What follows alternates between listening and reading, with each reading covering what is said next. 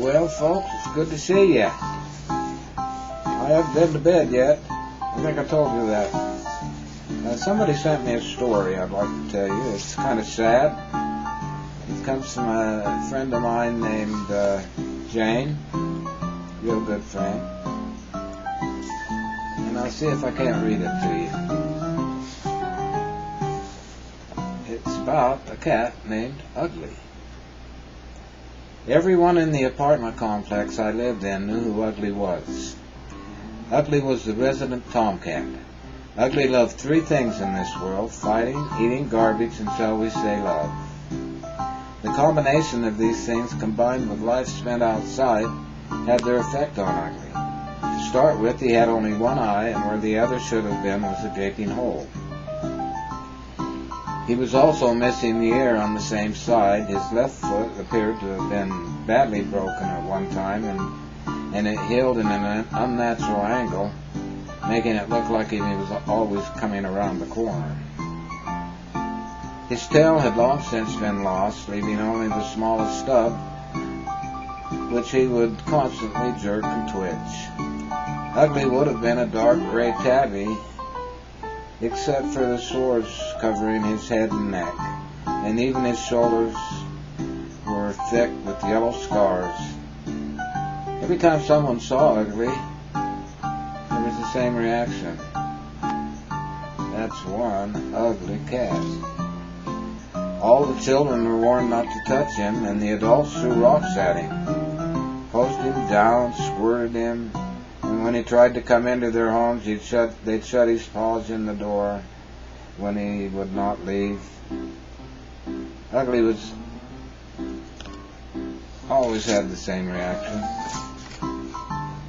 If you turned the hose on him, he would stand there getting soaked until you gave up and quit. If you threw things at him, he'd curl his lanky body round the feet in forgiveness. Whenever he spied children, he would come running, meowing frantically, and bump his head against their hands and begging for love. If you ever picked him up, he would immediately suckle on your shirt, earrings, or whatever he could find. One day, Ugly shared his love with his neighbor's huskies, and they didn't respond kindly, and Ugly was badly mauled.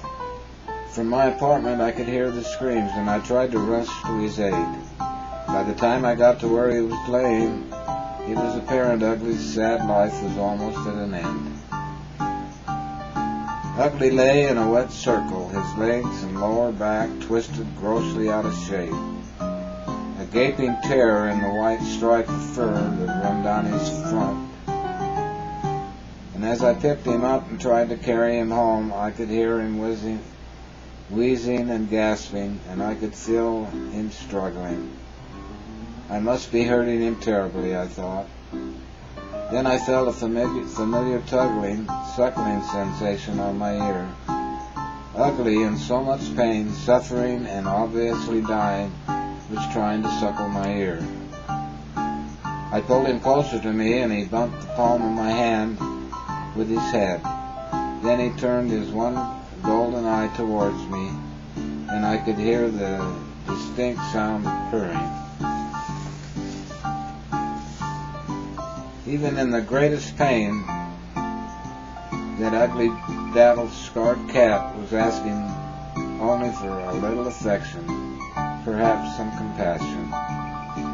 At that moment, I thought Ugly was the most beautiful, loving creature I'd ever seen. Never once did he try to bite or scratch me, or even try to get away from me, or snuggle in any way, or struggle in any way.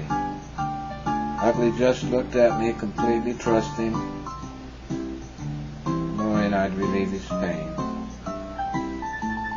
Ugly died in my arms before I could get him inside, but I sat and held him for a long time, afterwards thinking about how one scarred, deformed little stray cat could so alter my opinion about what it means to have true pureness of spirit. Ugly taught me more about giving and compassion than 1,000 books, lectures, or talk shows, special ever could. And for that I'll always be thankful. He had been scarred on the outside, but I was scarred on the inside, and it was time for me to move on, and to learn love truly and deeply, to give my total to those I care for. Many people want to be richer, more successful, well-liked, and beautiful, but not for me. I'll always try to be ugly. I didn't do a very good job of reading that story. It's pretty sad. But we'll see what we got here. Love y'all, and I'm going to say adios now. Big Daddy Cash signing off.